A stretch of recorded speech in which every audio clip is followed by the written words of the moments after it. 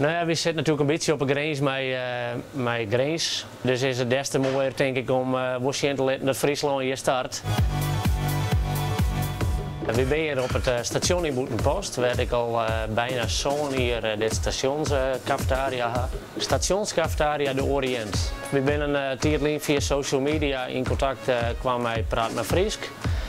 Wat van de AFOEK is nevens mij. En dat zeggen en ik denk van hey, dat is leuk, want volgens mij verandert de wereld om ons heen heel snel.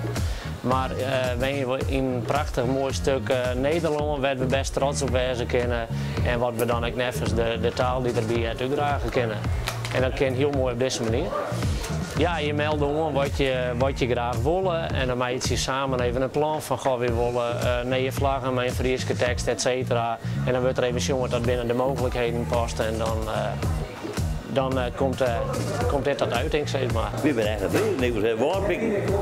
Ja, de naam de Oriënt die ziet er al op, dat hebben we zo'n heel in oernam. En ik denk dat het met het spoor te maken had, zeg maar, van vroeger uit, de trein naar het oosten. En dat is dan de Oriënt Express. We hadden het op een wc hingen, we hadden het op een vlaggenboeten, we hadden het op de motten als je binnenstappen. Onze bezorgfiets stiert het op. We hadden het op een schermen zelfs.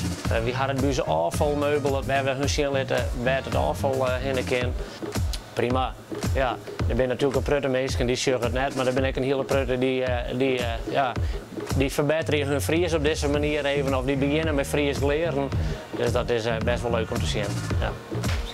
Nou ja, er zit ook een mooie subsidie om vast, dus het wordt gedeeltelijk betalen terug Praat met Friesk.